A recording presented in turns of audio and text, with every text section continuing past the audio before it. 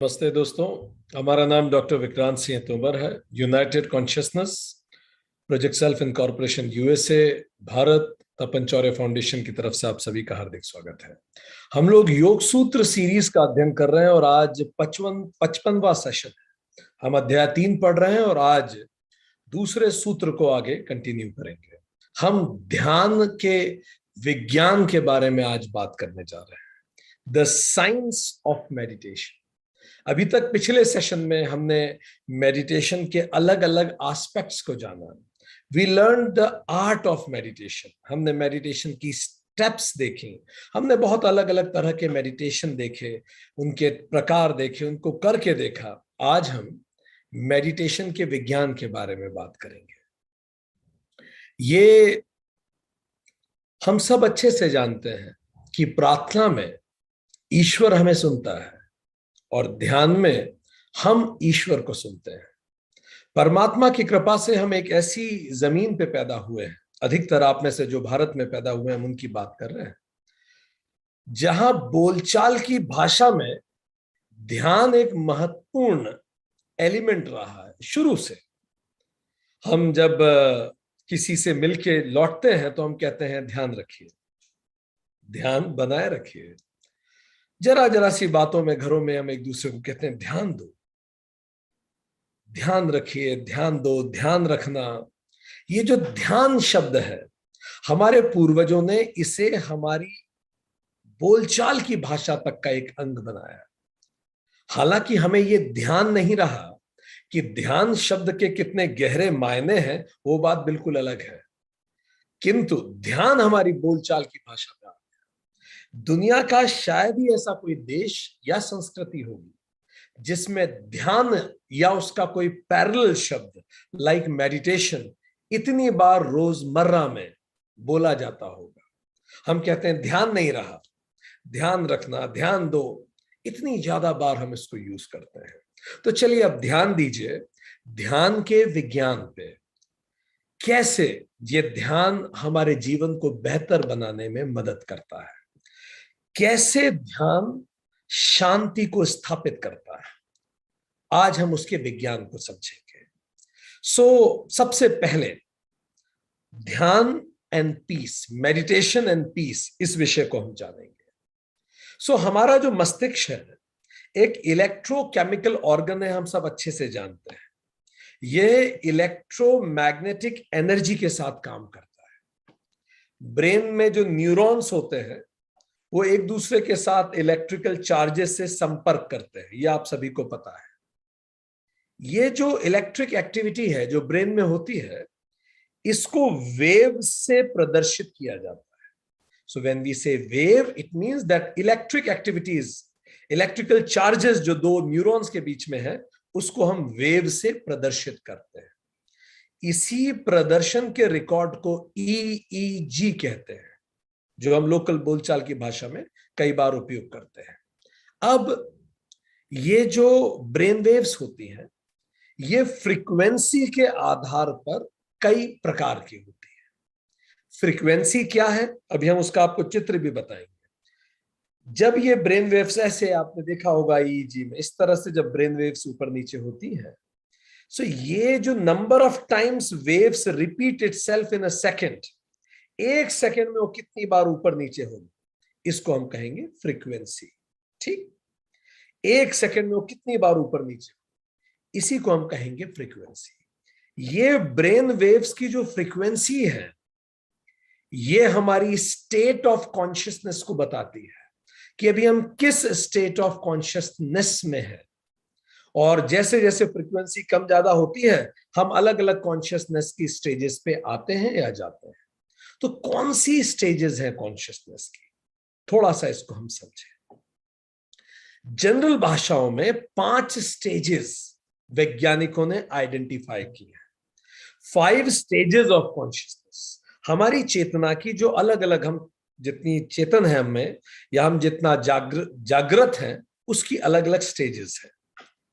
तो एक को कहते हैं गामा ब्रेन वेव्स, दूसरे को कहते हैं बीटा ब्रेन वेव्स, तीसरे को कहते हैं अल्फा ब्रेन वेव्स, चौथे को कहते हैं थीटा ब्रेन वेव्स, और पांचवे को कहते हैं डेल्टा ब्रेन वेव्स। ठीक, हम एक एक करके पहले सबके बारे में थोड़ा थोड़ा बताएंगे और उसके बाद हम एक चित्र के माध्यम से भी इसको समझेंगे ताकि जो आपने समझा है और स्थापित हो जाए। गामा ब्रेन वेव्स, हमने बताया फ्रीक्वेंसी, एक सेकंड में कितनी बार ये ऑसिलेशंस होते हैं, हमारा जो ब्रेन है उसमें कितनी तेजी से ये ऊपर नीचे फ्रीक्वेंसी होती है इलेक्ट्रिक सिग्नल्स की।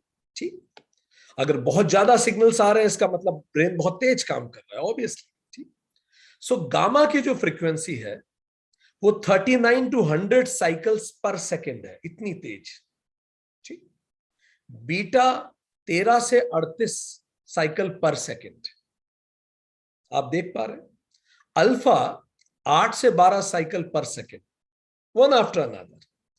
फिर 4 से 7 साइकिल पर सेकेंड तो हम उसे थीटा कहते हैं, और 1 से 3 साइकिल पर सेकेंड तो हम उसे कह देंगे डेल्टा ब्रेन वेव्स। तो कितनी बार एक सेकंड में ऊपर नीचे होता है ऑसिलेशन, उसके आधार पे हमने उसके नाम दे दिए। अब आप समझ ही सकते हैं गामा 39 to 100, इसको गामा पहलवान से याद रखिए। ये बहुत तेज दिमाग इसमें फ्लक्चुएट होता है। कई बार लाइफ में कोई ट्रॉमा आता है, कोई एक्सीडेंट हुआ, एकदम से ब्रेन बहुत तेजी से काम करने लगता है। Time seems to slow down, एकदम से ऐसा लगता है जैसे समय स्लो हो गया है, क्योंकि ब्रेन हाइपर अलर्ट हो जाता है। कोई काम अगर आप करने में बहुत ज्यादा एनग्रॉस्ड हो गए और आप खुद की भी सुध खो बैठे, वो भी गामा में ही है, एकदम से आप लगे हुए हैं। इस समय कई बार आपकी प्रोडक्टिविटी भी हाईएस्ट होती है, क्योंकि दिमाग इस समय एक्सट्रीम तेज काम करता है। ठीक, पर इसलिए एग्जॉस्ट भी बहुत जल्दी होता है। So gamma 39 to 100 cycles per second, this is called gamma brain waves. Then comes beta brain waves, 13 से 38। नॉर्मल, अभी जब आप हमारा सेशन सुन रहे हैं यही आपकी ब्रेन वेव होगी। नॉर्मली जनरली 14 रहती है। अगर हम नॉर्मल व्यक्ति हैं, बहुत जल्दी गुस्सा नहीं आता, बात बात में बहुत ज्यादा इरिटेट नहीं होते, नॉर्मली गुस्सा आता है, नॉर्मली इरिटेट होते हैं, तो 14 आप मान लें बीटा। ठीक, ये जागृत अवस्था है, कॉन्शियस जगत प्रपंच के दौरान दिन भर यही चलती रहती है। हालांकि कभी आपके ऑफिस का कोई व्यक्ति आके अगर आपको चिढ़ा दे, इरिटेट कर दे, तो जरूर ये 38 तक पहुंच जाती है। तो 13 से 38 के बीच में इसका ऑसिलेशन चलता रहता है पर सेकेंड। यह है बीटा। सामान्यतः सामान्य व्यक्ति के दिमाग में यही ब्रेन वेव चलती होती है। फिर आती है अल्फा, ये 8 से 12 ऑसिलेशन। अब देखिए स्लो हो रहा है, ये रिलैक्स स्टेट ऑफ माइंड है। जब आप किसी को कहते हैं मैं रिलैक्स्ड हूं, इसका मतलब आप ये कहते हैं दिमाग अभी अल्फा पे है। मेडिटेशन जब आप करते हैं तो दिमाग स्वतः अल्फा पे आने लगता है। जब आप सोने जाते हैं तो दिमाग अल्फा पे आने जाता है। कोई आपको हिप्नोटाइज कर दे तो दिमाग अल्फा पे आ जाता है। ठीक, इस समय आप लर्निंग के लिए बहुत तैयार होते हैं, क्योंकि दिमाग बिल्कुल शांत होता है, जो सीखोगे रजिस्टर हो जाएगा। ठीक, इसमें ये सबसे हेल्दीएस्ट ब्रेन वेव है। आपको जान के प्रसन्नता होगी कि बच्चों की यही होती है अल्फा बाय डिफॉल्ट। देखिए परमात्मा की सेटिंग कितनी जबरदस्त, अल्फा ब्रेन वेव्स। मेडिटेटिव होते हैं, हर बच्चा बाय बर्थ मेडिटेटर है, अगर हम लोग उसे डिस्टर्ब ना करें तो। जैसे बच्चा सारे आसन कर सकता है, वैसे ही बच्चा बाय बर्थ मेडिटेटिव, वो चाइल्ड सेंट है, अगर हम उसे एडल्टरेट ना करें तो। ठीक, उससे सीखने की बहुत सारी चीजें, पर हम अपनी भय, अपनी इनसिक्योरिटीज, अपनी लिमिटेड लर्निंग्स उसको थोप देते हैं। और जैसे जैसे बच्चा टीन जाता है, एडल्ट होता है, तो वो भी फिर फाइनली हम लोगों की तरफ बीटा में आ जाता है। ठीक है, beta brain waves pass. Then is theta, 4 to 7 very slow brain waves. जब आप एक जैसे डे ड्रीमिंग है, बिल्कुल शांत से बैठे हैं, या आप सो गए हैं, आप सपना देख रहे हैं, सपने के समय थीटा ही होता है। दिन में भी अगर आप एक ट्रांस में कुछ ध्यान में कहीं चले गए तो भी थीटा है। रात को आप सपना देख रहे हैं, थीटा है। क्रिएटिविटी इसमें बहुत हाईएस्ट होती है। इसीलिए आपने देखा होगा कई वैज्ञानिकों को, कई लोगों को, जब वो कुछ जैसे नहा रहे थे, एक तरह के एक ट्रांस में थे, और अचानक यूरेका यूरेका जैसा आर्किमिडीज के साथ हुआ और नग्न ही दौड़ गए। इस समय क्रिएटिविटी बहुत हाई होती है। सपने में कई बार गणित के कुछ फॉर्मूले आ जाते थे रामानुजन को। ऐसे कई लोग इस तरह से जो थीटा ब्रेन वेव है, जब हम एस्ट्रल ट्रेवल करते हैं, जब हमारी सटल बॉडी ट्रेवल करती है पूरी ब्रह्मांड में, वो थीटा ब्रेन वेव्स होती है। एक्स्ट्रा सेंसरी परसेप्शन, वो आवाजें भी सुनाई दे देती हैं कई बार, जो आवाजें हमारे ऑडियो स्पेक्ट्रम में नहीं है। वो दृश्य भी दिखने लगते हैं कई बार जो हमारे विजुअल स्पेक्ट्रम में नहीं है। वो तापमान हम महसूस कर पाते हैं। हर कुछ जो एक्स्ट्रा सेंसरी है वो सब इसी स्टेट ऑफ माइंड में आता है।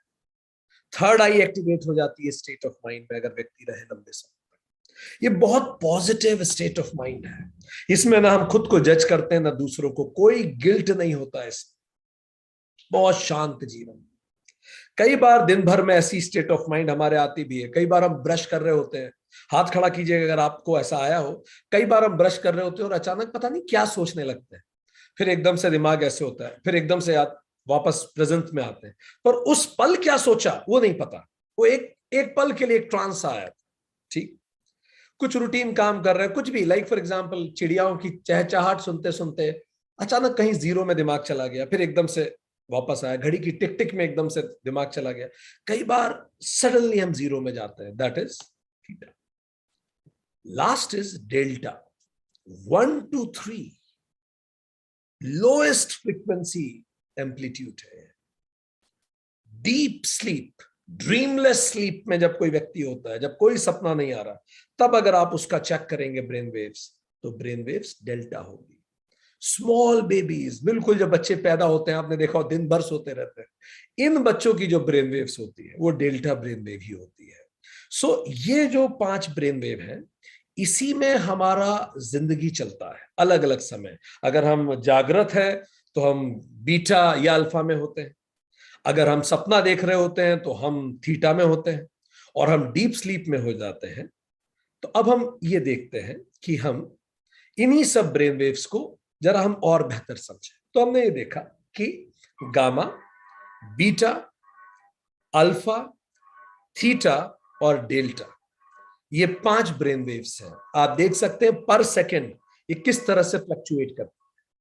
ठीक, अब जब कोई भी व्यक्ति मेडिटेट करता है तो उसके थॉट्स कुछ इस तरह से शुरू होते हैं। जरा देखें, जनरली अभी जब आप हमारी बात सुन रहे हैं, 6 से 7 विचार एक आम व्यक्ति के दिमाग में प्रति मिनट चलते ही रहते हैं, आते ही रहते हैं।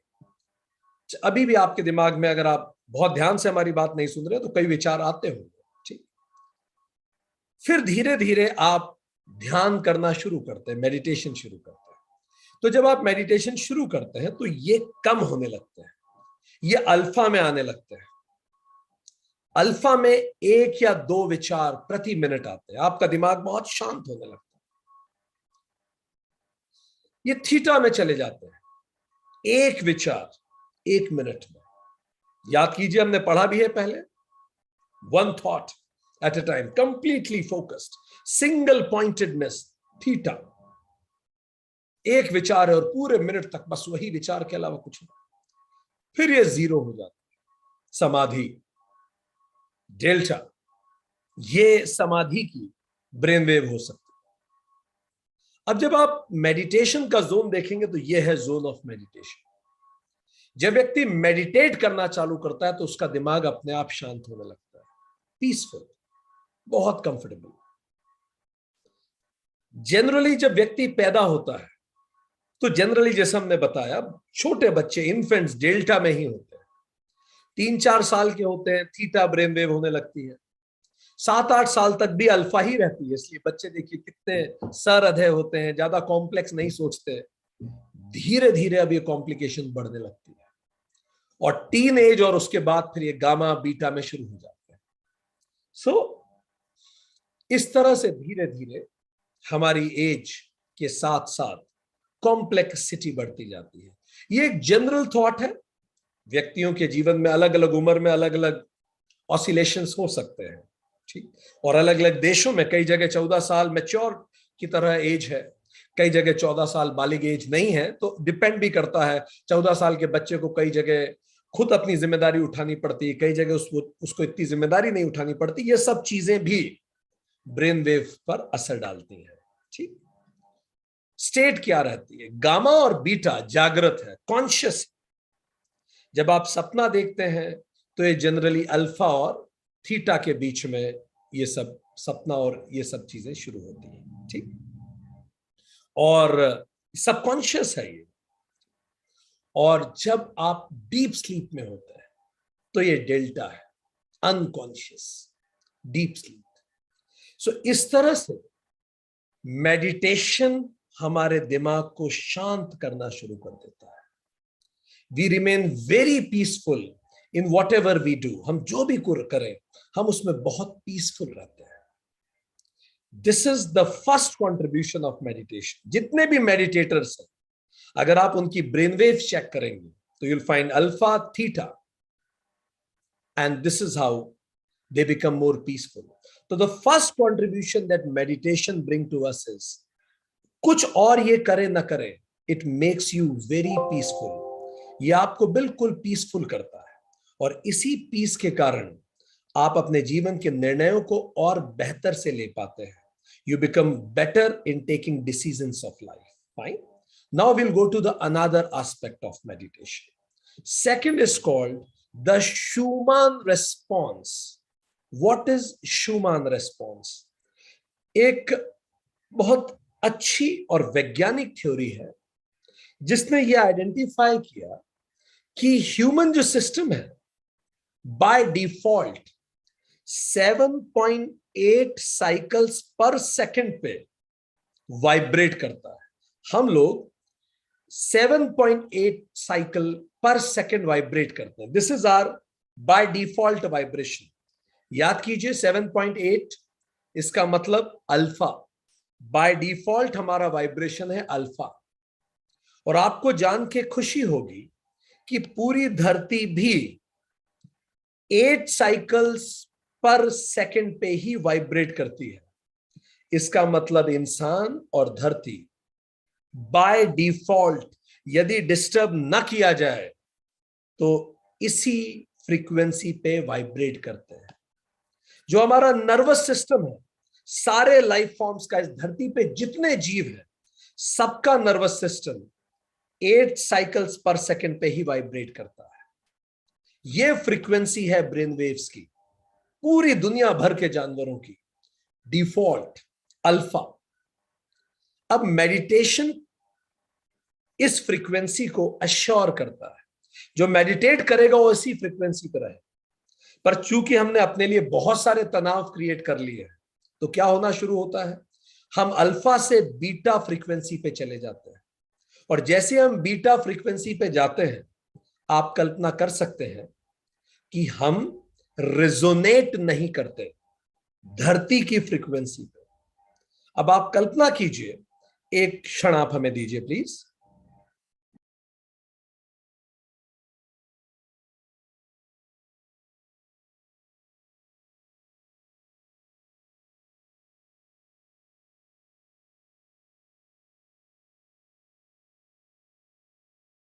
हाँ जी, हमें खेद है, पावर कट हुआ.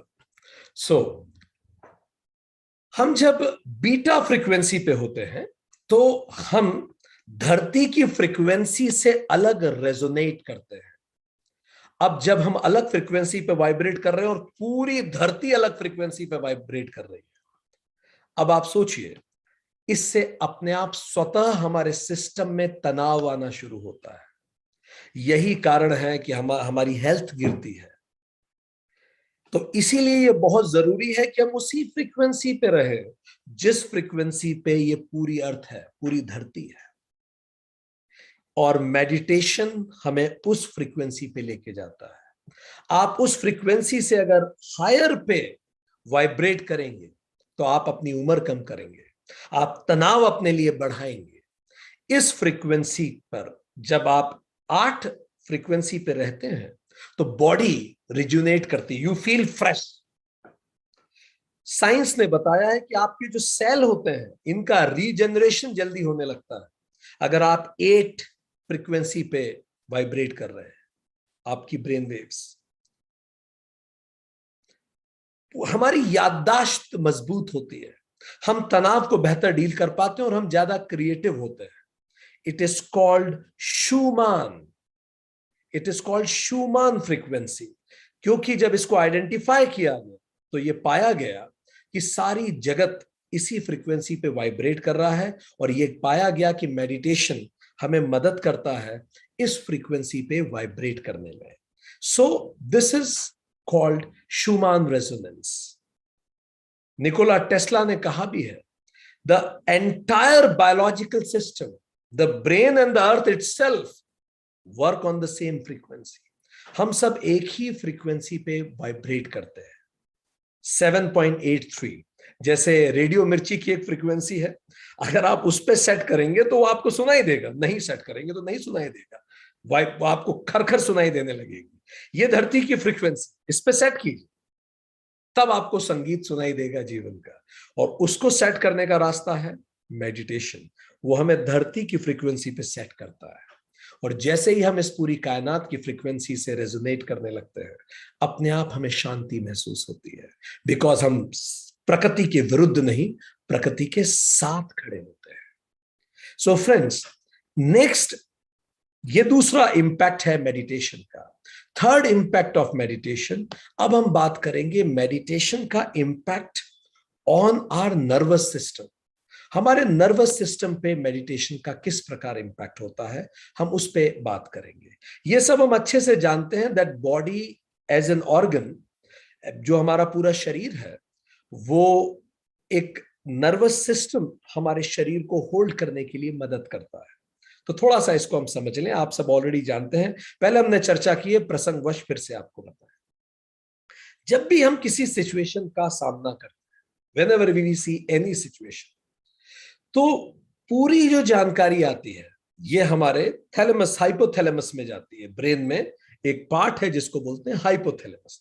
आपने आंख से क्या देखा, कान से क्या सुना, हर जानकारी जो आपको मिल रही है, त्वचा की आपको जो भी जानकारी मिल रही है, गर्मी है, ठंड है, जो भी कुछ है, ये जानकारी आपको मिलती है और ये जानकारी पहुंचती है हाइपोथैलेमस पे। ठीक, जब हाइपोथैलेमस पे जानकारी पहुंचती है तो यहां से ये जानकारी ब्रेन के दो हिस्सों में जाती है। एक हिस्से को कहते हैं एमिगडाला, दूसरे हिस्से को कहते हैं PFC, pre frontal cortex.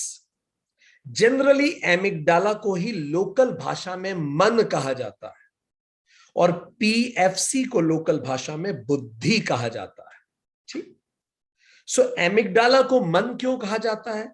Amygdala ancient brain है, इट इज लेजर्ट ब्रेन। जब हम छिपकली थे उस जमाने का ब्रेन है, रेप्टाइल ब्रेन है, 100 मिलियन साल से भी पुराना ब्रेन है। ठीक, ये lizard brain. Prefrontal cortex wizard brain, intellectual brain है, मॉडर्न ब्रेन है, थिंकिंग ब्रेन है। आपके आसपास ऐसे कोई व्यक्ति को आप जानते हैं जिसको गुस्सा बहुत आता है? हाथ खड़ा करें इफ यू नो। ठीक, आपको आसपास ऐसा कोई व्यक्ति दिखता है जो रिएक्टिव बहुत है, गुस्सा ना भी करे, हमेशा हड़बड़ी में रहता है? आपके आसपास ऐसे किसी व्यक्ति को आप जानते हैं जो डिसीजन आसानी से नहीं ले पाता? आपके आसपास किसी ऐसे व्यक्ति को जानते हैं जो एकदम से बहुत जल्दी परेशान हो जाता है? ये सब वो व्यक्ति हैं जिनका अगर आप ब्रेन स्कैन करेंगे तो आपको एमिगडाला एक्टिवेटेड मिलेगा। तो क्या होता है, कोई भी घटना आपके सामने आई, ठीक, अब आपका ब्रेन, जैसे मान लीजिए आप कहीं ट्रेन से जा रहे हैं, आप ट्रेन से उतरे और आपकी ट्रेन छूट गई।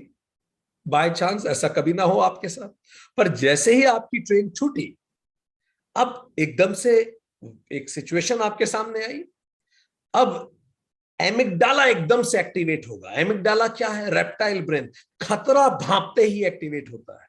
जानवरों में यही सबसे पावरफुल होता है, इसलिए जरा सी आहट पे जानवर रिएक्ट करते हैं, कुत्ते भौंकने लगते हैं। हम भी जब जानवर थे हम यही करते थे। ये तब का ब्रेन है, 3 माइक्रो सेकंड में रिएक्ट करता है। शेर सामने आएगा तो 3 माइक्रो सेकंड में रिएक्ट करना ही पड़ेगा। मान लीजिए आप ये हमारा सेशन अटेंड कर रहे हैं, ठीक, अचानक ऊपर से एक छिपकली गिरती है हमारे कंधे पे, एकदम से ऐसे आपको दिखती है लाइव, 1 सेकंड में आपका एमिगडाला एक्टिवेट होगा। आप एकदम से आप उछल जाएंगे देख के, हमने पहले सोचा भी था एक्सपेरिमेंट करके दिखाएं, पर चूंकि ऑडियंस हमारे सामने नहीं है और सबके हृदय अलग अलग तरह से बीट करते हैं, तो I don't want to give a big shock to anybody. Otherwise I thought of planting नकली छिपकली to fall on me to show you how amygdala activates 3 microsecond.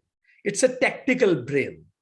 ये पैटर्न रिकॉग्नाइज करता है। ब्रेन में जितनी मेमोरी है, जैसे ही वो पैटर्न आता है, जैसे किसी ने आपको वो शब्द कहे जो शब्द आपको बहुत साल पहले किसी ने कहे थे, तो आप एकदम से रिएक्ट करेंगे।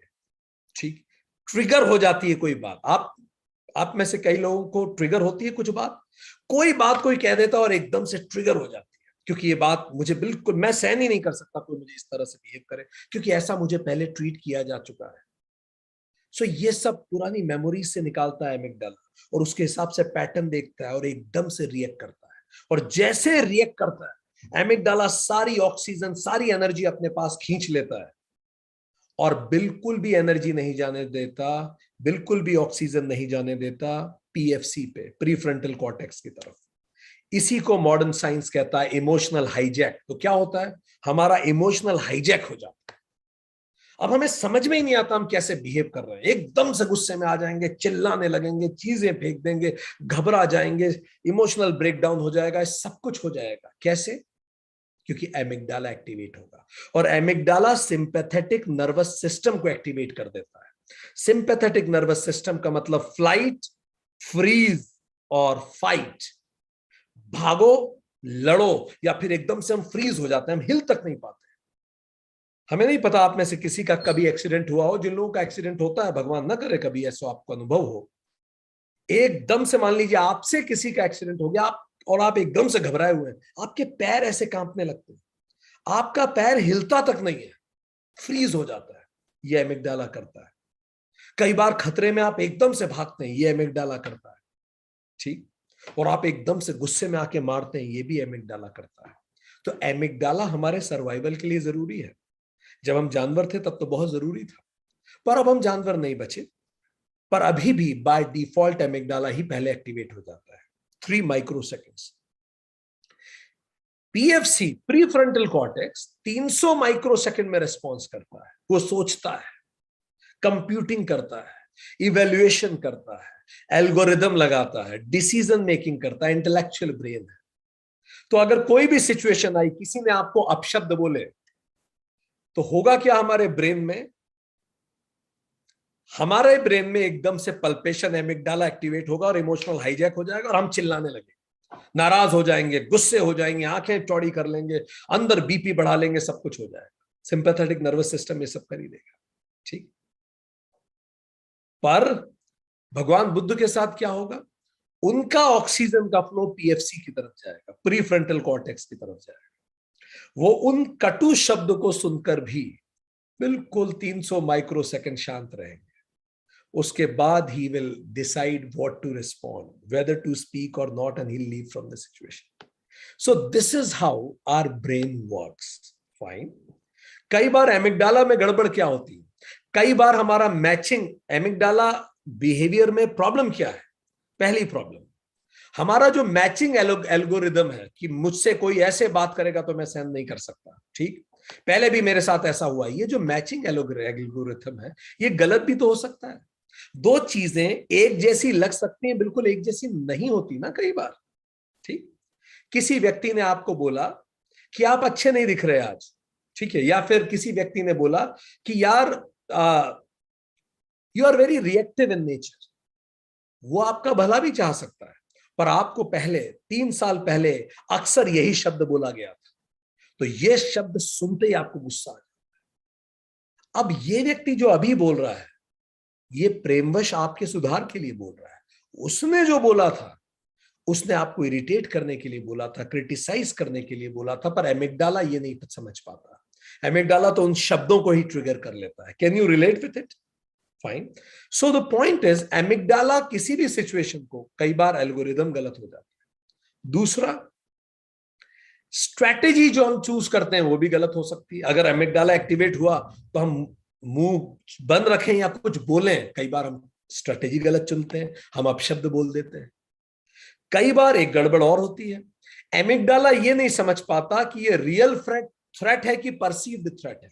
खतरा परसीव्ड भी तो हो सकता है। आप मन ही मन सोच रहे हैं कि व्यक्ति मुझे पसंद नहीं करता क्योंकि उसने मुझे मेरा फोन नहीं उठाया या जो भी कुछ बात है, मैंने इतनी बार फोन लगाया और उसने मुझे फोन नहीं उठाया, इसका मतलब I am unwanted in the relationship. Fine, और एमिगडाला एकदम से एक्टिवेटेड हो गया एंड मेरी कोई वैल्यू नहीं है, ठीक, एकदम से इमोशनल हाईजैक हो गया। तो ये परसीव्ड थ्रेट है, वास्तव में ऐसा नहीं है। वास्तव में वो व्यक्ति हो सकता है खुद परेशान रहा हो। सो द पॉइंट इज, एकदम से हाईजैक जब होता है तो हम गलत विचारधारा में चले जाते हैं, ठीक है। तो इस कारण मेडिटेटर्स के साथ क्या होता है, जब आप मेडिटेशन करते हैं तो मेडिटेशन में यहां ध्यान लगाया जाता है। जब भी आप मेडिटेशन करेंगे, आपका ध्यान जब आप यहां लगाएंगे, धीरे धीरे स्वतः ही आप किसी भी सिचुएशन में जाएंगे, सेंसेशन आपको यहां महसूस होगा। महसूस ना भी हो, कम से कम आपका एमिगडाला एक्टिवेट नहीं होगा। आप relatively in that given situation आप शांत रहेंगे। दूसरा व्यक्ति उसी सिचुएशन में रिएक्ट करेगा और आप उसी सिचुएशन में बिल्कुल शांत रहेंगे। एंड इसी को जब आप उसी सिचुएशन में बिल्कुल शांत रहते हैं, तो this is where is the amygdala and this is where is the ventromedial prefrontal cortex, और वो है थैलेमस, जहां जानकारी आती है बाहर से और फिर वो इन दोनों जगह जाती है। अब कौन सा रूट लेगा आपका ब्रेन, ये वाला रूट लेगा तुरंत इस तरफ की तरफ, या फिर ये वाला रूट लेगा, ये डिपेंड करता है ये वाला रूट या ये वाला। अगर आप मेडिटेटर हैं तो वीएमपीएफसी की तरफ जाएगा, ठीक। अगर आप नॉन मेडिटेटर हैं तो वो अलग रूट लेगा। सो दिस इज हाउ, यहां से या तो इधर जाएगा या इधर जाएगा। अब आप समझ पाएंगे इससे क्यों कुछ लोगों को बहुत जल्दी गुस्सा आता है, कुछ लोगों को नहीं आता। The reason is this. Fine. And इसी कारण जिन लोगों को गुस्सा आता है उनको लगता है कि गुस्सा होना स्वाभाविक है, और जिनको नहीं आता उनको लगता है कि शांत रहना भी उतना ही स्वाभाविक है।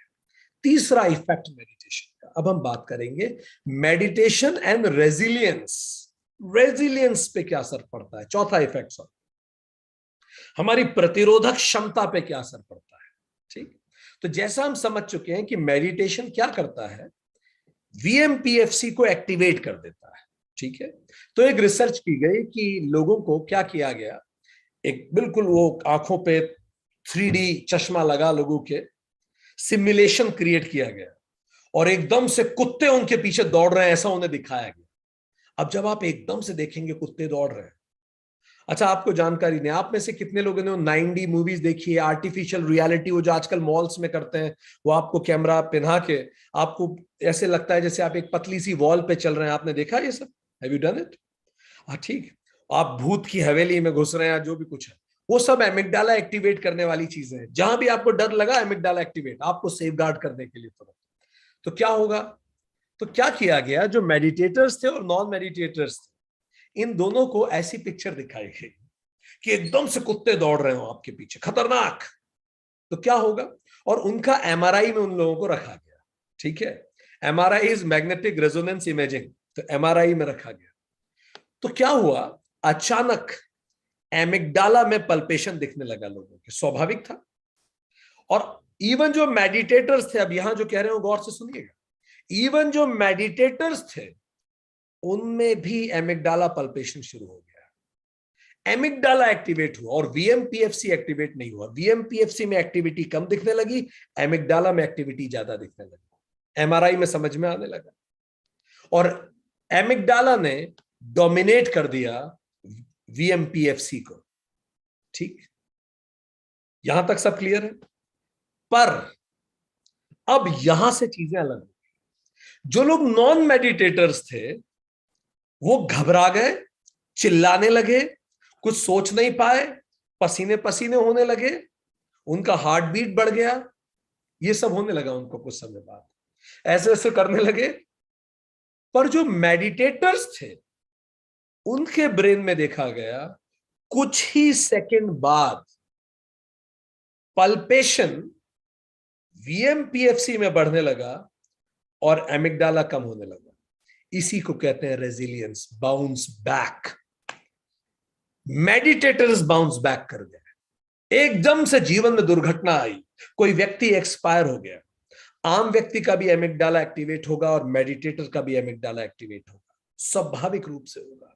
एक एक्सीडेंट हुआ, शेयर मार्केट में लॉस हो गया, अभी एलआईसी के शेयर गिर पड़े, ठीक, और तो दोनों का एमिगडाला, किसी भी तरह का खतरा, दोनों का एमिगडाला एक्टिवेट होगा। पर अंतर क्या होगा, इस व्यक्ति को उभरने में साल, महीने, सप्ताह, दिन लग सकते हैं। वीएमपीएफसी एक्टिवेट हो जाएगा मेडिटेटर का, वो जल्दी उभरेगा, बाउंस बैक जल्दी करेगा। अब दिमाग में जो हमने आपको पल्पेशन बताया, थॉट में क्या अंतर आता है हम बताते हैं। जैसे ही थॉट आया, यार मेरा 50,000 रुपए शेयर मार्केट में डूब गया, आज के आज ही दोनों का एमिगडाला एक्टिवेट हुआ।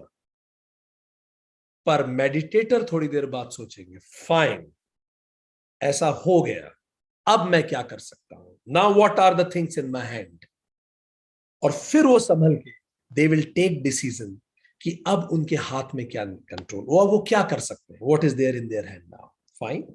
सो this is how, this is the another impact. आपका रेजिलियंस बढ़ेगा अगर आप रेगुलर मेडिटेट करें। Make sense? Now fifth point, meditation and its impact on your concentration. आपके कंसंट्रेशन पे भी असर पड़ेगा मेडिटेशन का। कैसे असर पड़ेगा, क्या होता है कंसंट्रेशन और कैसे हम कंसंट्रेशन को लूज करते हैं? There is something in our brain called DMN, default mode network. Default mode network, इसका क्या मतलब है? जब भी आप कुछ नहीं कर रहे होते हैं तब भी दिमाग तो चल रहा होता है। भगवान कृष्ण ने गीता में कहा, बिना कर्म किए तो तुम एक क्षण भी नहीं रह सकते। तो कृष्ण किसकी बात कर रहे थे? इसी की बात कर रहे थे जिसको आज के वैज्ञानिकों ने नाम दिया DMN, डिफॉल्ट मोड नेटवर्क। आज वैज्ञानिक समझ गए हैं कि ऐसा कभी नहीं होता कि आप कुछ नहीं कर रहे होते हो, आप कुछ ना कुछ कर रहे होते हो। जब आप कुछ कॉन्शियसली नहीं कर रहे होते तो DMN एक्टिवेट हो जाता है ब्रेन का। It is called default mode network. इसका मतलब जब आप कुछ नहीं कर रहे हैं, ठीक, तो ये आपके दिमाग को कहीं और ले जाता है। इसी को हम कहते हैं मन भटकना चालू करता है। जैसे आप ध्यान लगाने बैठ रहे हैं, अब आप कोशिश कर रहे हैं कि मैं कुछ ना करूं कुछ पल के लिए, तो ये भी विचार आएगा, वो भी विचार आएगा, ये भी आएगा, वो भी आएगा। ये सब क्या है? DMN।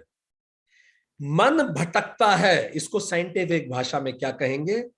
आगे से आप क्या यूज कीजिए, सर मेरा DMN बड़ा एक्टिवेटेड है, मेरा DMN is very much activated, अगर आप वैज्ञानिक भाषा में बोल रहे हैं, ठीक है। सो ये आपको मोमेंट में नहीं रहने देता। आप शांत होना चाहें तो ये होने नहीं देगा। ये एकदम से जो खालीपन आपने क्रिएट किया उसमें कुछ फुट कर लेगा। इसी को कहते हैं मन भटकता है, ठीक है। So it keeps your brain active whenever you are doing nothing. Activate कैसे करेगा ये? कोई चिंता की बात डाल देगा, इस पे चिंता कर लो। अब कुछ काम नहीं है तो ये प्लानिंग कर लो। अच्छा कुछ काम नहीं है तो ये फैंटेसाइज कर लो। अच्छा कुछ काम नहीं है तो रिग्रेट करो किसी चीज पे, दुखी, कुछ भी लाके रख देगा आपके सामने और दिमाग एंगेज हो जाएगा, ठीक है। और DMN की खास बात ये होती है, दिमाग को हमेशा पास्ट एंड फ्यूचर में रखता है, क्योंकि अगर प्रेजेंट में रखेगा तो दिमाग शांत हो जाएगा, खाली रहेगा। आप प्रेजेंट में दिमाग को खाली रखना चाहते हैं ना, पर वो क्या करेगा? पास्ट से कुछ लाएगा, फ्यूचर से कुछ लाएगा और आपको एंगेज कर देगा, ठीक है। It will not let you be here and now, ठीक, ये DMN करता है।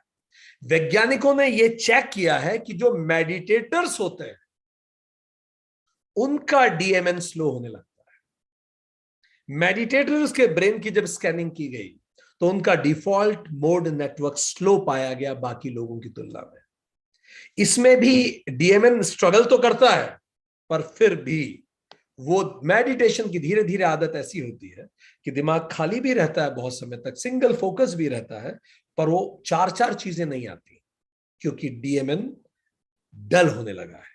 तो ये मेडिटेशन का एक अगला बेनिफिट है कि हमारा जो डिफॉल्ट मोड नेटवर्क है that becomes slow. Make sense? इसके अतिरिक्त मेडिटेशन के कुछ और बेनिफिट है। मेडिटेशन हमारे हार्मोन्स पे असर डालना शुरू करता है। हमारे हार्मोन जो हैप्पीनेस हार्मोन है, सेरोटोनिन, ये बढ़ने लगता है। जो मेडिटेट करते हैं ज्यादा, उनके मूड स्विंग्स नहीं होंगे। आप में से कितने लोगों के अक्सर मूड स्विंग होते हैं? 15 दिन आप बहुत अच्छे रहेंगे, फिर बीच में 2 दिन आपको जल्दी जल्दी गुस्सा आएगा, फिर 15 दिन आप बिल्कुल शांत रहेंगे, फिर कभी मूड स्विंग हो जाएगा। कितने लोगों के साथ होता है? ठीक। जब आप रेगुलर मेडिटेट करेंगे तो आपके मूड स्विंग्स नहीं होंगे। आपकी एपिटीट बैलेंस रहेगी, कभी बहुत भूख लगेगी, कभी कम भूख लगेगी, ऐसा नहीं होगा। ठीक। मसल पुल आपके कम होंगे। ये सब इस हार्मोन से कनेक्टेड है, सेरोटोनिन से। ठीक। ब्लड क्लॉटिंग आपकी कम होगी, वुंड हीलिंग जल्दी होगी। ये सब इस हार्मोन से कनेक्टेड है और साइंस ये प्रूव कर चुका है कि यह हार्मोन मेडिटेशन करने से बढ़ता है। ठीक। सेरोटोनिन। दूसरा हार्मोन इज मेलाटोनिन। ये भी मेडिटेशन से बढ़ता है। तो मेलाटोनिन जिम्मेदार है हमारी गहरी स्लीप के लिए। अगर आपके अंदर मेलाटोनिन बढ़ता है तो आप गहरे सोते हैं। ये पीनियल ग्लैंड इसको प्रोड्यूस करती है, जो सीट ऑफ सोल भी मानी जाती है। सो इसीलिए जो लोग मेडिटेट करते हैं उनकी नींद गहरी होती है। फाइन। अगला बेनिफिट DHEA, ये अगला हार्मोन है। ठीक है। DHEA is it is called dehydroepiandrosterone. Dehydroepiandrosterone. ये जो DHEA है, ये इम्यूनिटी एनहांसिंग हार्मोन है। ठीक। ये एड्रिनल ग्लैंड प्रोड्यूस करती है। जिन लोगों में DHEA ज्यादा होता है, जो मेडिटेशन इसको बढ़ाता है, वो यंग दिखते हैं, उनकी झुर्रियां कम आती हैं स्किन पे, उनके चेहरे पे ग्लो रहता है, वाइटैलिटी रहती है, यूथफुलनेस रहता है, डायबिटीज कम होती है और कैंसर की संभावनाएं भी कम होती हैं। उनकी क्रोनोलॉजिकल एज और उनकी बायोलॉजिकल एज में आपको अंतर दिखेगा। वो जो दिखते हैं उतनी उम्र उनकी होती नहीं है, वो यंगर दिखते हैं। तो ये सब चीजें आप देखेंगे कि मेडिटेशन से बढ़ता है। This is another benefit of meditation. Next benefit of meditation is, ये तो हमने आपको आपकी उम्र के मूड स्विंग्स पे मेडिटेशन के असर, आज हम जो बोल रहे हैं सब रिसर्च बेस्ड ही आपको बता रहे हैं।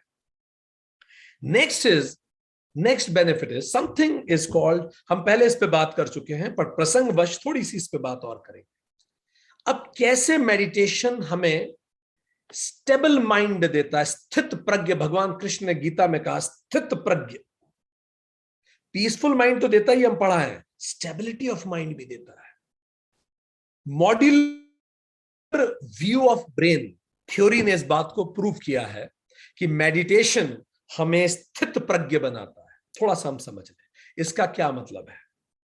देखिए, ये थ्योरी ये कहती है, ये लेटेस्ट थ्योरीज में से है, कि हमारा दिमाग में जैसे मंत्रालय नहीं होते सरकार के, हम कह रहे हैं देश कौन चला रहा है? सरकार। सरकार क्या है? मंत्रालय। मंत्रालय कौन से?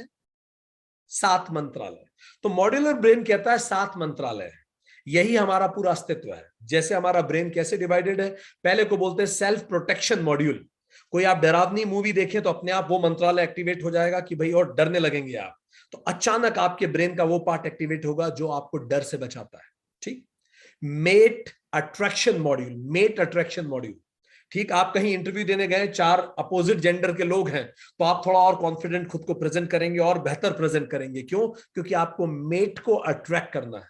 अपोजिट जेंडर आपके व्यवहार को कई बार बदल देता है। ये मेल में ज्यादा पाया जाता है फीमेल की तुलना में, ये भी रिसर्च ने बताया है। ठीक। सो मेट अट्रैक्शन मॉड्यूल एक्टिवेट जल्दी हो जाता है मेल का। ठीक है। तीसरा इज एफिलिएशन मॉड्यूल। आप एक रोमांटिक मूवी देख रहे हैं तो आपको अपने पार्टनर पे प्रेम आने लगेगा। ठीक। ये अपने आप वो मॉड्यूल आपका एक्टिवेट होने लगेगा। Mate retention module. अब जैसे ही आप जिसको प्रेम करते हैं, आपने उसकी पिक्चर किसी और के साथ देखी, आपके अंदर एकदम से जेलेसी आई। क्यों आई जेलेसी? ये मेट रिटेंशन, मेरा मेट मुझसे दूर ना जाए, मेट रिटेंशन मॉड्यूल एक्टिवेट हो गया, फिर आप इरेशनल बिहेव करेंगे। ठीक है। नेक्स्ट है स्किन केयर मॉड्यूल। किसी ने मेरे बच्चे की आलोचना करी तो मुझे एकदम से गुस्सा आया, मेरे बच्चे को ऐसे कैसे बोल दिया। क्यों? स्किन केयर मॉड्यूल एक्टिवेट हो गया मेरा एकदम से। ठीक है। तब आप देख रहे हैं मैं कंट्रोल नहीं रहा, एम में एकदम से एमिगडाला एक्टिवेट हो जा रहा है, वो मॉड्यूल एक्टिवेट हो रहा है। ठीक। फिर स्टेटस मॉड्यूल, मंच पे मुझे उतना सम्मान नहीं दिया तो अचानक मेरा स्टेटस मॉड्यूल एक्टिवेट हो गया, मुझसे ढंग से बात नहीं की, मुझे तवज्जो नहीं दी जितनी देनी चाहिए। डिसीज अवॉइडेंस मॉड्यूल, जो अभी कोरोना ने पूरी दुनिया का डिसीज अवॉइडेंस मॉड्यूल, लोग एक दूसरे का झूठा पानी नहीं पी रहे थे, बार बार हाथ धोने, ये मॉड्यूल एक्टिवेट हो जाते हैं। सो कोई भी सिचुएशन आती है, सिचुएशन ना भी हो, कोई विचार आया, कोई याद आई, कोई परिस्थिति आई, अचानक एक मॉड्यूल एक्टिवेट होता है। अन्यथा ये जो सातों मॉड्यूल हमारे दिमाग में है, ये हमारा अटेंशन सीख करना चाहते हैं कि मुझे अटेंशन दो, मुझे अटेंशन दो, ठीक। पर जैसे ही कोई परिस्थिति आती है, उस परिस्थिति के अनुरूप अपने आप एक मॉड्यूल एक्टिवेट होता है और वो काम करना शुरू कर देता है। कई बार उसी से इमोशनल हाईजैक भी होता है, जलन आ जाती है, और जलन में हम क्या बोल रहे हैं हमें ही नहीं पता, ठीक है, क्लियर है। सो ब्रेन, जो हमारा ब्रेन है, अब कौन सा मॉड्यूल एक्टिवेट होगा या हम किन चीजों पे ध्यान देंगे, ये कैसे पता पड़ेगा? तो देखिए, हमारा जो ब्रेन है, ये इवोल्यूशनरी साइकोलॉजी बताती है, जब से हम जानवर से इंसान बने हैं, ब्रेन ऐसा डिजाइन किया गया दोस्तों कि जो चीजें हमारे लिए जरूरी होंगी अपने आप उस पर फोकस चला जाएगा, जो चीजें हमारे लिए जरूरी नहीं होंगी उस पर फोकस नहीं जाएगा। ऐसे बाय डिफॉल्ट हमारा ब्रेन बना हुआ है, क्योंकि जरूरी था ना। अगर जंगल में जरूरी चीजों पे फोकस नहीं जाएगा तो क्या होगा? अपने आप मारे जाएंगे। इसीलिए हर चीज जो जरूरी है आपके लिए, दिमाग अपने आप उस पर फोकस कर लेगा। क्लियर है यहां तक? पर पॉइंट यह है कि कौन सी चीज जरूरी है। अब जैसे मेट रिटेंशन, बच्चे, किन केयर, एक जरूरी चीज है, दिमाग अपने आप फोकस कर लेता है। पर कौन सी चीज जरूरी है, ये हमारे ब्रेन को पता कैसे लगता है? हमारे ब्रेन को कैसे पता कि हमारे लिए जरूरी क्या है? थिंक, क्या आंसर हो सकता है इस बात का, सोचिए। How does your brain know कि what is important for me?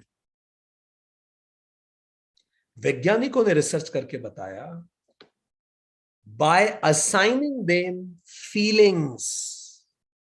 Feelings के आधार पे ब्रेन को पता पड़ता है, अच्छा ये चीज ज्यादा जरूरी है इस इंसान को। जिस भी चीज के लिए आपके अंदर ज्यादा फीलिंग्स आएंगी, आप किसी से नफरत करते हो, ब्रेन उस पर फोकस करेगा, ठीक। आप किसी जाति, धर्म, देश, लिंग, वर्ण, किसी को भी नापसंद कीजिए, अपने आप उस पर फोकस करेंगे।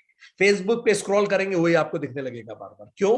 फीलिंग्स। आपका दिमाग अपने आप आपका अटेंशन उसके तरफ खींच के लेके जाएगा। नेगेटिव हो या पॉजिटिव हो, कोई फर्क नहीं पड़ता। More feelings, strong feelings, it matters more. बस दिमाग की सीधी परिभाषा है। इसीलिए याद रखिए, अगर नेगेटिव चीजों पे आप ज्यादा देर बात करते हैं, आप अपने दिमाग को ट्रेन कर रहे हैं कि नेगेटिव सोचे। जिस भी चीज में आप ज्यादा, आप लोगों की बुराइयां ज्यादा कर रहे हैं बैठ के, और बुराइयां आपको, लोगों की आलोचना करने की, तो वो फीलिंग जो आपके अंदर आ रही है बार बार, वो आपके नेचर को वैसे ही बना देगी। तो क्या होगा फिर? डिफॉल्ट मोड नेटवर्क क्या करेगा? जैसे ही आप खाली होंगे, एक आलोचना डाल देगा, अरे खाली कैसे बैठे हो, उसकी बुराई के बारे में सोचो। अरे खाली कैसे बैठे हो, उसने तुम्हारे साथ बुरा किया, उस पर सोचो। अरे खाली कैसे बैठे हो। जो जो जिस जिस चीजों में आपकी फीलिंग्स है, डिफॉल्ट नोड मैटर उस नेटवर्क उसमें चीजें डालता है। ऐसे हमारा ब्रेन काम करता है। डिफॉल्ट मोड नेटवर्क डेटा लेता है आपकी फीलिंग्स से, ठीक। और आप फिर क्या करेंगे? जब वो फीलिंग आएगी, आप और स्ट्रांग फील करने लगेंगे उस बारे में, और फिर एक मॉड्यूल एकदम से सक्रिय हो जाएगा। कौन सा मॉड्यूल? हमने बता दिया, सातों में से कोई सा भी, और अचानक आपका इमोशनल हाईजैक हो जाएगा। क्लियर? तो जैसे हमने बताया, जो चीज आपके लिए इंपॉर्टेंट नहीं है, जिस चीजों के लिए आपके मन में फीलिंग नहीं है, वो आपको दिखेगी भी नहीं। फिर आप, हम वो बता चुके हैं, युवा लोग जब पार्क में जाते हैं, हमने युवाओं से पूछा, वो नोटिस ही नहीं करते कि बुजुर्ग लोग भी पार्क में हैं। हम उनसे पूछे युवाओं से, एक ब्लू कलर के कुर्ते में बुजुर्ग बैठे थे, तुमने देखा? आप उनके हम उम्र अगर अपोजिट जेंडर में उनसे पूछो तो बता देंगे, हाँ उस कोने में था या थी। पर जब आप होंडा सिटी कार खरीदते हैं तो सड़क पे आपको ज्यादा होंडा सिटी दिखने लगती है। कारण, अपने आप आपका दिमाग, क्योंकि अब आप उस होंडा सिटी के लिए आपके मन में फीलिंग्स आ गई हैं, अब अपने आप उस तरह की चीजें आपका दिमाग नोटिस कराना चालू कर देगा, ठीक। So brain is designed to pay attention to the things जिसके लिए आपके मन में फीलिंग्स है। अब यहां मेडिटेशन कहां इंपॉर्टेंट है? अब जब आप मेडिटेशन करते हैं तो एक्चुअली दुनिया को देखने का आपका तरीका बदल जाता है। आप दुनिया को कम अटैचमेंट से देखते हैं, आपका अटैचमेंट लिमिटेड होता है, आप साक्षी भाव डेवलप करते हैं। तो उससे क्या फायदा होता है? जैसे ही चित्त शुद्धि होती है, आप एक अलग तरीके से दुनिया को देखते हैं, शांत भाव से, साक्षी भाव से देखते हैं, तो फीलिंग्स कम होना चालू हो जाती है, भावनात्मक स्थिरता आने लगती है आपके अंदर। कुछ अच्छा हुआ तो आप संभाव रहते हैं, कुछ बुरा हुआ तो आप संभाव रहते हैं। जब आप मेडिटेशन सीखते हैं तो रेगुलेटेड फीलिंग आती है। तो अब क्या होता है, ब्रेन को ये मैसेज जाता है, ये चीज इतनी भी इंपॉर्टेंट नहीं है, ये चीज उतनी भी इंपॉर्टेंट नहीं है। तो अब क्या होने लगा, फीलिंग नीचे होने लगी है। इससे डिफॉल्ट मोड नेटवर्क उसको ढूंढता नहीं है। इससे जब आप खाली होते हैं तो आपका दिमाग आपको ट्रिगर नहीं करता। अब वो फीलिंग्स हमें ट्रिगर नहीं कर पाती, क्योंकि धीरे धीरे वो फीलिंग्स पे हमने रिएक्ट करना कम कर दिया है। अब बॉडी को ये मैसेज, ब्रेन को ये मैसेज जा चुका है, ये चीज उतनी इंपॉर्टेंट नहीं है, क्योंकि ब्रेन केवल फीलिंग्स की भाषा समझता है। लो फीलिंग लो इंपॉर्टेंस। तो फिर ब्रेन को धीरे धीरे आदि शंकराचार्य का अगर ब्रेन मैपिंग करेंगे तो उनमें सब में feeling zero, no feelings, connected to all, attached with nothing. इसीलिए फिर कोई चीज उन्हें ट्रिगर नहीं करती, बिल्कुल शांत रहेंगे, कोई इमोशनल हाईजैक नहीं हो सकता। फिर तो मॉड्यूल एक्टिवेट नहीं होगा, इमोशनल हाईजैक नहीं होगा, इमोशनल स्थिरता बनी रहेगी। इसी को भगवान कृष्ण ने कहा, स्थित प्रज्ञ बने रहेंगे हम। इसी को स्थित प्रज्ञ होना कहते हैं। Make sense? फाइन। सो ये भी मेडिटेशन का इफेक्ट है। एक और मेडिटेशन का जो इफेक्ट है, ये सेल्फ कंट्रोल करने में भी बड़ा मदद करता है। सेल्फ कंट्रोल, जो लोग खुद पे कंट्रोल नहीं कर पाते उनको भी मेडिटेशन मदद करता है। एक थ्योरी है ऑपरेंट कंडीशनिंग थ्योरी, पढ़ी होगी जिन्होंने एमबीए किया है। ऑपरेंट कंडीशनिंग थ्योरी या साइकोलॉजी में भी पढ़ी होगी। एक चूहा था, चूहे के सामने एक बार लगा दिया, बार मतलब एक ऐसा लीवर जिसको दबाओगे, तो जब लीवर दबाएगा तो एक खाने का टुकड़ा आ जाएगा। तो बाय चांस पहली बार चूहे ने लीवर दबाया, खाना आ गया, दूसरी बार दबाया, बाय चांस खाना आ गया, तीसरी बार, ऐसे 10 15 20 बार के बाद अब चूहे को पता पड़ गया लीवर दबाएंगे तो खाना आएगा। तो अब चूहा जानबूझ के लीवर दबाने लगा, देखो सीख गया वो, उसे पता पड़ गया लीवर दबाने से खाना आता है। ठीक, इसको कहते हैं लर्निंग हो गई, कि कुछ करने से कुछ होगा। ठीक है, हम गलत काम करेंगे, पापा चाटा मारेंगे, एक बार चाटा खाया, आप समझ में आ गया। This is how it works. बच्चों पर हाथ उठाने को हम कंडेम करते हैं, वी डोंट एडवोकेट इट। ठीक, it is just an example. So अब आप इसको खत्म करना चाहते हैं तो क्या करें, चूहा लीवर दबाए और खाना ना आए, चूहा लीवर फिर दबाए, खाना ना आए, तो ऐसे 10 15 बार क्या होगा, फिर चूहा लीवर दबाना बंद कर देगा। ये तो आपको क्लियर है। इसी तरह से हमारा दिमाग काम करता है। जैसे मुझे आइसक्रीम खाने का मन है, बहुत क्रेविंग हो रही है, लालसा हो रही है, मैं तुरंत गया और आइसक्रीम खा लूं, नो सेल्फ कंट्रोल। सिगरेट पीने का मन है, गया और सिगरेट पी ली। कुछ भी मन है, मन हुआ और किया, पॉजिटिव नेगेटिव कुछ भी मन हुआ और किया, no self control in between. ठीक, क्रेविंग हुई और एक्शन किया, तो मेरा सेल्फ कंट्रोल नहीं है इसका मतलब। पर जब हम मेडिटेशन करते हैं तो क्या होता है, हम इस लालसा और इस क्रेविंग को भी दूर से देखते हैं कि देखो मुझे भूख लग रही है, इस सेंटेंस को मैं कैसे बदलूंगा, देखो इस शरीर के टेस्ट बर्ड सक्रिय हो रहे हैं, साक्षी भाव, हम एक अलग नजरिए से देखते हैं। तो फिर धीरे धीरे आप उस भूख को फील करना खत्म कर देते हैं। जैसे कोई पेन हो रहा है, कोई दुख रहा है, तो साक्षी भाव से कभी उस पेन को देखिए। आप ये मत सोचिए मुझे दुख रहा है, आप ये सोचिए कि एक सेंसेशन है, जैसे कोई दूसरा सेंसेशन आता है, ऐसे ही एक सेंसेशन है पेन। आप ये करके देखिए, हमने किया है, हम अनुभव से बता रहे हैं। नीम की पत्ती को आप चबाइए तो एकदम से आपको ऐसा लगेगा। अब ऐसा कीजिए, दिमाग को प्रोग्राम कीजिए, ये बोलिए ये एक टेस्ट है, मुझे इसमें रस नहीं लेना है, it is another taste, let me not term label ना करूं, टेस्टी लेस टेस्टी, मीठा खट्टा स्वादिष्ट, ये नहीं, different taste, it is a taste. जब बस इस साक्षी भाव से उसे खाएंगे आपको कड़वी नहीं लगेगी। करके देखिए, जब हम साक्षी भाव से खाते हैं तो हम 20-20 खा जाते हैं और बिल्कुल कड़वी नहीं लगती, बिल्कुल नॉर्मल लगती। करके देखिए, यू कैन प्रोग्राम। मेडिटेशन साक्षी भाव बनाता है, you just observe the taste, don't label it, good bad में लेबल ना करें। और धीरे धीरे फिर ये किसी के साथ कर सकते हैं आप, pain, anger, hatred, just observe करें। भूख, लस्ट, क्रेविंग, जैसे अर्जुन ने बोला पश्चेताम, रथ ले चलो मैं जाके देखूं कौन लड़ने आया है, जस्ट ऑब्जर्व। तो आप देखेंगे अपने आप वो क्रेविंग कम होने लगेगी, गुस्सा कम होने लगेगा। अर्जुन भी कहां लड़ पाया जब उसने देखा। और धीरे धीरे जब आप ऑब्जर्व करते हैं तो आप धीरे धीरे उस क्रेविंग के ओरिजिन तक पहुंचते हैं। आप देखते हैं उस सेंसेशन को, आप ऑब्जर्व कर पाते हैं और आप उसको सही पर्सपेक्टिव दे पाते हैं। इससे धीरे धीरे वो अर्ज फीलिंग कमजोर होने लगती है। इसको बोलते हैं अर्ज सर्फिंग। जैसे आप समुद्र में डूबते नहीं है, समुद्र की लहरों पे कैसे हम सर्फिंग करते हैं बिना डूबे, बस ऐसे ही हम अपनी लालसाओं पे सर्फिंग करेंगे बिना उन लालसाओं में डूबे। इसी को मेडिटेशन कहते हैं। अर्ज सर्फिंग होता है मेडिटेशन। सो आप अपनी अर्जेस पे सर्फ करते, you don't act on your feelings. Fine, ये बिल्कुल वैसा है, अगर आप बिल्ली को खाना खिलाना बंद कर दोगे तो बिल्ली आपके घर आना बंद कर देगी। ठीक, if you don't feed the cat, cat will stop coming to your home again. Simply like this, make sense? Perfect. Now last one, Swami Ram हुए हैं, उन पर कई एक्सपेरिमेंट विदेशों में किए गए, जो एक्सपेरिमेंट आपको जानने चाहिए। स्वामी राम एक महान मेडिटेटर हुए। 1970 के दशक में वो अमेरिका गए और अमेरिका जाने के बाद उन पर किस प्रकार के मेडिटेशन और एक्सपेरिमेंट किए गए, उस एक्सपेरिमेंट के बारे में हम थोड़ा आपको बताना चाहते हैं। स्वामी राम, जो आपको पिक्चर में दिख रहे हैं, स्वामी राम, इन्होंने ये कहा कि मैं अपने दोनों हाथ पे, जो बड़ी सी पिक्चर आपको बीच में दिख रही है, उस पिक्चर पे फोकस कीजिए। I am talking about this image. उन्होंने ये कहा कि मैं अपने हाथ पर इस जगह और इस जगह का टेम्परेचर अलग अलग कर सकता हूं।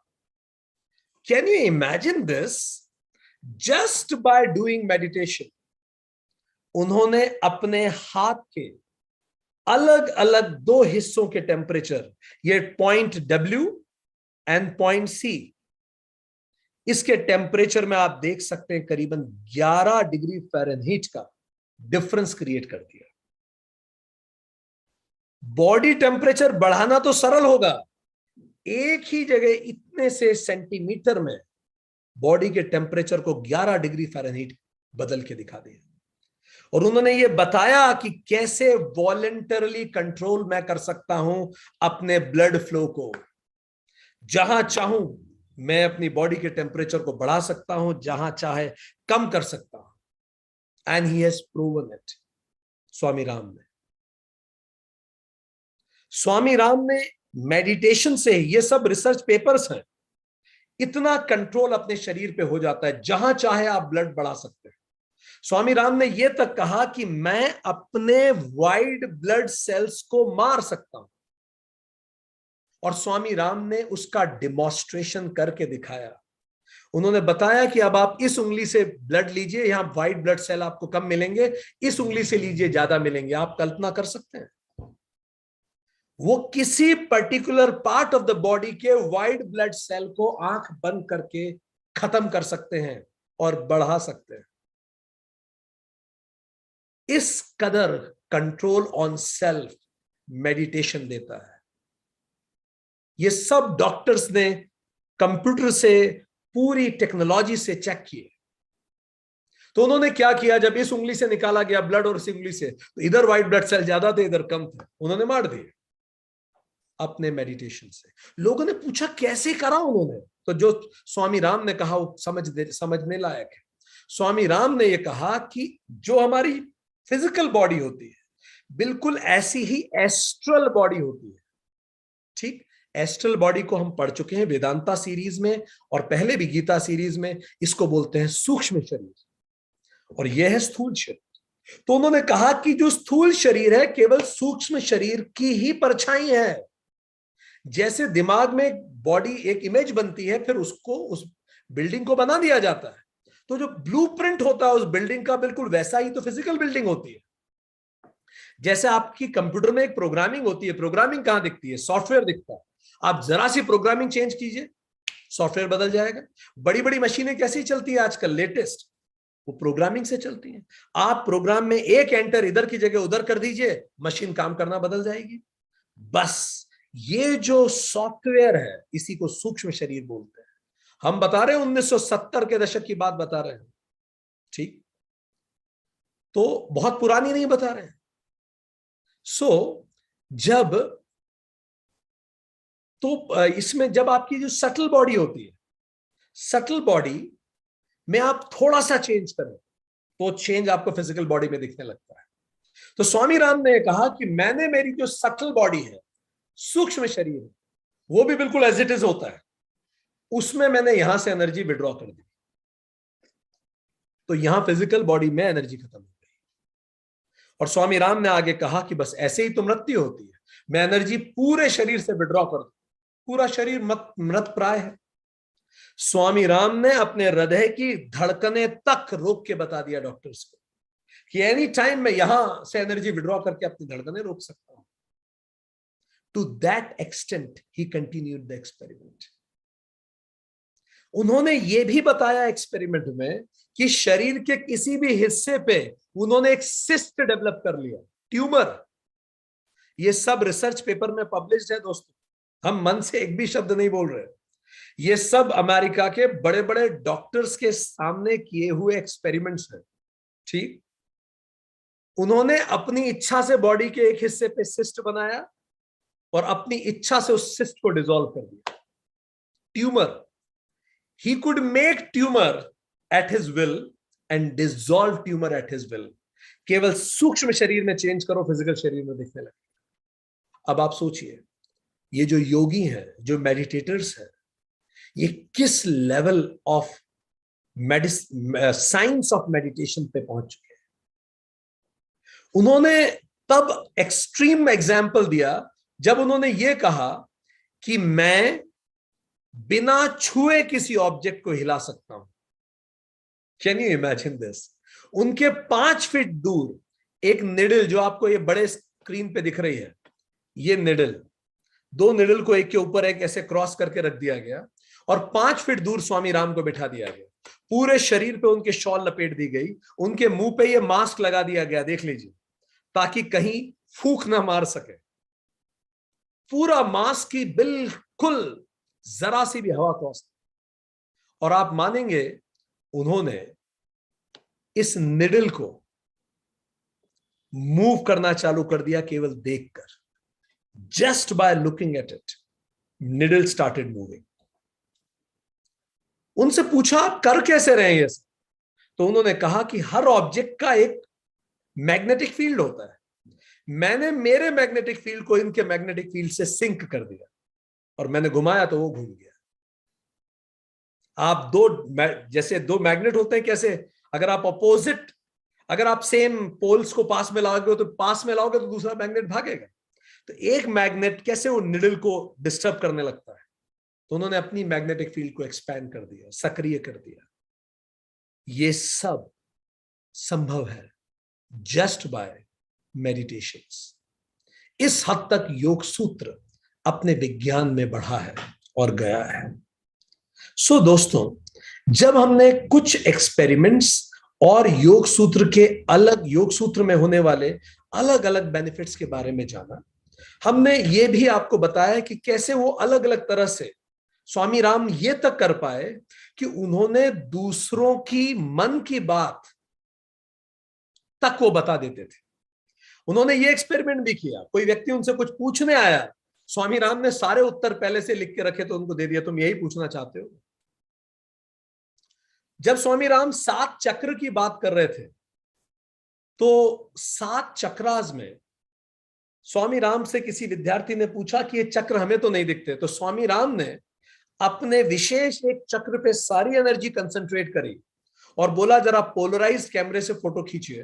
पूरे पोलराइज कैमरे से जब फोटो खींचा गया तो इधर येलो कलर का एक लाइट का ब्राइट लाइट दिखना चालू हुई। सो एक जगह एनर्जी फोकस करके उन्होंने फिजिकल मैनिफेस्टेशन तक कर दिया उस चक्र का। ये सब भारत के मनीषियों ने करके दिखाया है इससे पहले कई बार। सो दोस्तों, हमने आज ये जाना कि किस तरह से मेडिसिन, किस तरह से मेडिटेशन इज बियॉन्ड मेडिसिन। अब हम एक क्विक रिकैप करेंगे, आज हमने क्या पढ़ा, उसके बाद एक छोटा सा मेडिटेशन करने का प्रयास करेंगे। हमने जाना कि मेडिटेशन हमारी ब्रेन वेव्स को कन्वर्ट कर सकता है, हमारी गामा बीटा ब्रेन वेव्स को अल्फा और थीटा ब्रेन वेव्स में कन्वर्ट करने की क्षमता मेडिटेशन में है।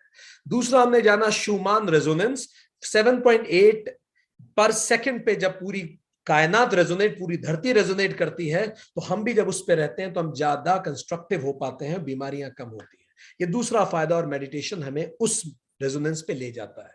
तीसरा, हमने देखा कि कैसे सिंपैथेटिक नर्वस सिस्टम को भी रेगुलेट कर पाता है मेडिटेशन। एमिगडाला इमोशनल हाईजैक को रोक पाता है मेडिटेशन।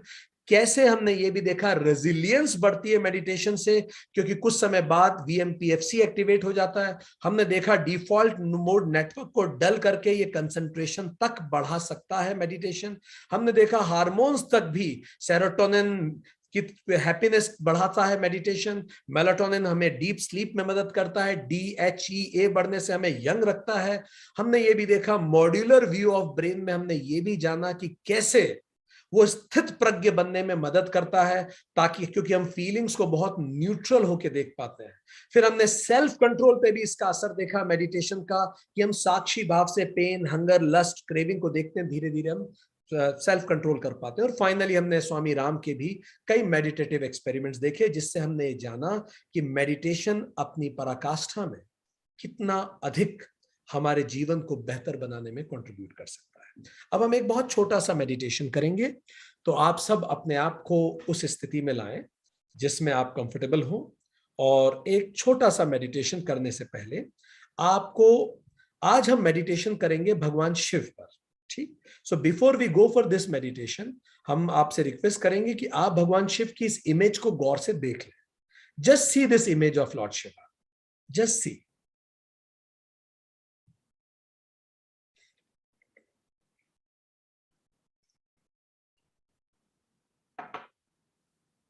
और पूरे भक्ति भाव से इस इमेज को देखिए, पूरे मन से, पूरे प्रेम से, पूरी शांति से। बहुत अच्छा, बहुत अच्छा। एक बार फिर से हम इस इमेज को दिखा रहे हैं, और अब आप इस इमेज को देखने के बाद तुरंत अपनी आंखें बंद कर लेंगे। इस इमेज को देखिए पूरे भक्ति भाव से, पूरे प्रेम से, और अपनी आंखें बंद करने के बाद कुछ भी करने का प्रयास न करें, केवल अपने आप को शिवमय बनाए रखें। जैसे हम एक कहेंगे, अपनी आंखें बंद कर लीजिए। 3, 2, 1। बहुत अच्छा। अब अपने आप को पूरी तरह से इसी भाव में, भगवान शिव के प्रेम में लीन रहने दीजिए। एक गहरी सांस अंदर लीजिए और एक गहरी सांस छोड़िए। एक सांस अंदर लीजिए, छोड़िए।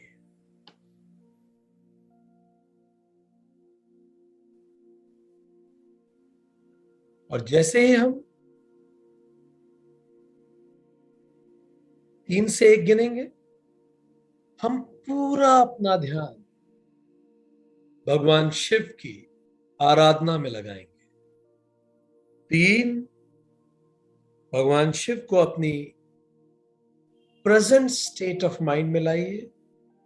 2, भगवान शिव के उस मनोहर रूप को अपने सामने लाइए। और हम जैसे कहेंगे 1, आप भगवान शिव को महसूस करेंगे। 1,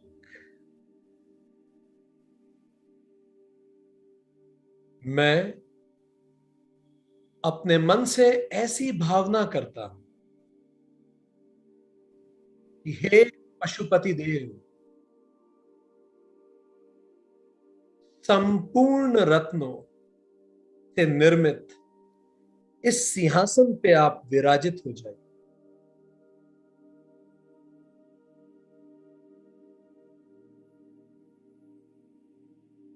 ये स्तुति, हमारा हर शब्द आपकी चेतना में शिव की मानस पूजा बनता जाएगा। शिव को एक सुंदर सिंहासन पर विराजित कर दीजिए। अगर आपको कुछ दृश्य ना भी हो, अदृश्य में एक एस्ट्रल सिंहासन पे अपने आराध्य शिव को विराजित कर दीजिए। और आप जो भी अब सुने वो सब अपनी एस्ट्रल चेतना से अपने सामने होता हुआ महसूस कर। हिमालय के जल से हे प्रभु मैं आपको स्नान करवा रहा हूं।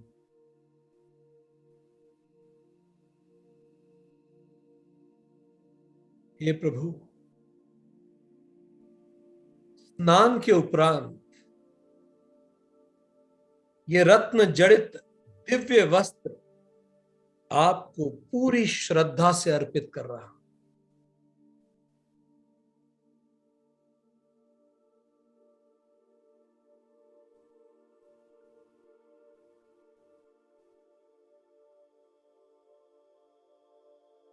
चंदन का लेप मैं आपके अंगों पर लगा रहा हूं। हे प्रभु मेरा रोम रोम आपकी भक्ति से सराबोर। जूही, चंपा, बेलपत्र आदि की पुष्पांजलि अब आपको अर्पित करता हूं।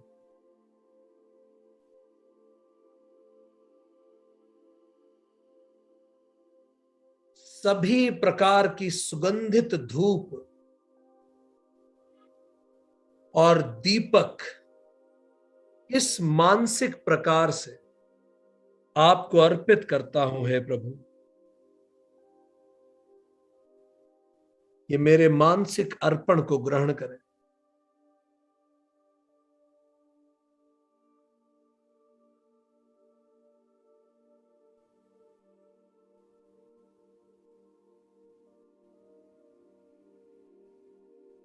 एक पात्र में खीर, दूध, दही और पंचामृत आपको अर्पित करता हूं।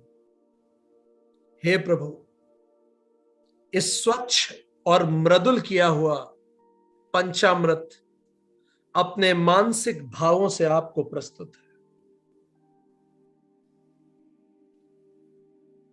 पूरी तरह से डूब जाइए इस भक्ति में। हे कल्याण करने वाले प्रभु मेरी इस भावना को स्वीकार कर।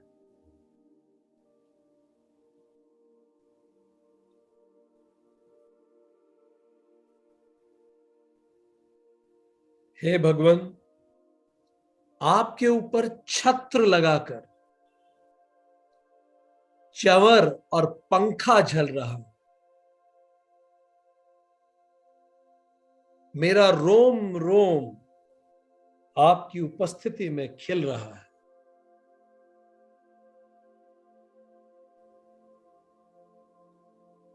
मेरा मन रूपी दर्पण जिसमें आपका स्वरूप सुंदरतम व भव्य दिखाई दे, ये भी मानसिक रूप से प्रस्तुत है प्रभु।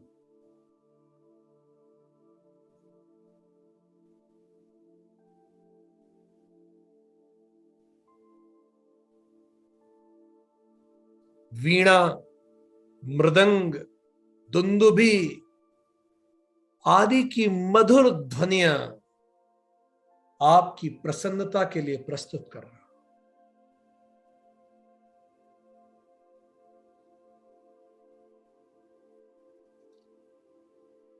मेरे शरीर का रोम रोम आपकी स्तुति का गायन कर रहे हैं प्रभु।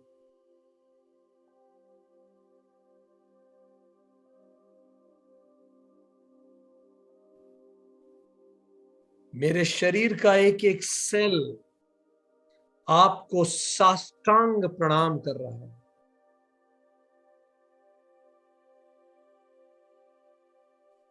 मैं संकल्प रूप से अपने आप को आप पे अर्पित करता हूं।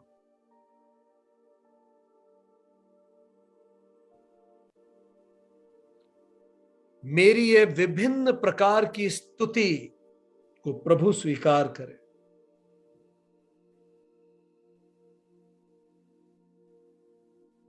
हे शिव शंकर मेरी आत्मा आप है। मेरी बुद्धि आपकी शक्ति है। मेरी बुद्धि ही पार्वती मां है। हे शंभो, आप ही मेरी आत्मा है। पार्वती मां ही मेरी शक्ति है। मेरे प्राण आपके गण हैं। मेरा ये पंच तत्वों का भौतिक शरीर आपका मंदिर है प्रभु।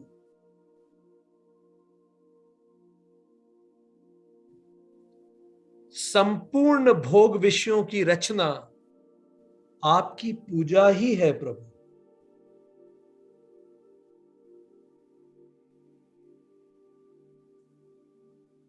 मैं जब सोता हूं तो मेरा सोना आपकी ध्यान समाधि है प्रभु।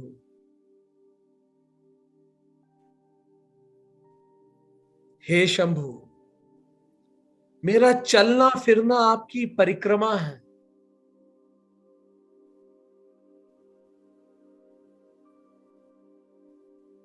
मेरी वाणी से निकला हर एक उच्चारण आपका स्तुति मंत्र है प्रभु।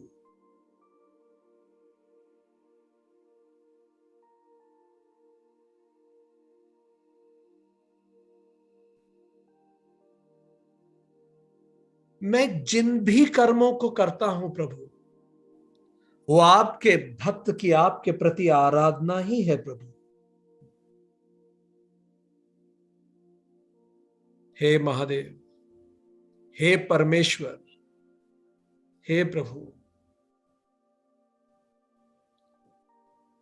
मैंने हाथ, पैर, वाणी, शरीर, कर्म, कर्ण, नेत्र अथवा मन से अभी तक जो भी अपराध किए हो प्रभु,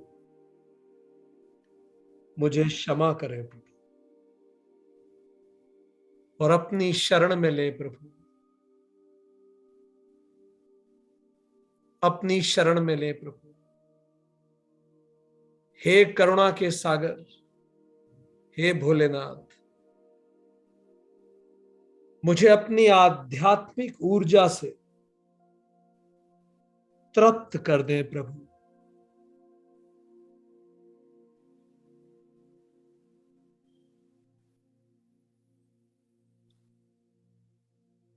हे प्रभु, आपकी जय हो हे भोलेनाथ। और अब जैसे हम 3 से 1 गिनेंगे, सदाशिव की अनंत ऊर्जा से स्वयं के एक एक अंग के एक एक सेल को तृप्त होता हुआ महसूस कीजिए। 3, अपनी दोनों हाथ खोल के, दोनों पंजे खोल के, हाथों को पूरी तरह से, हाथों के पंजे खोलकर लेने को तैयार हो जाइए। 2, और हम जैसे एक कहें,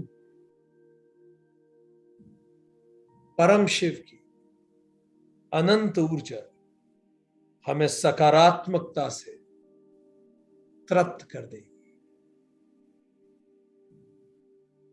1, पूरी तरह से शिव में महसूस कीजिए, अपने शरीर के एक एक रोम में शिव ही आत्मा है, शिव ही परमात्मा है। सोहम सोहम सोहम, शिवोहम शिवोहम शिवोहम शिवोहम।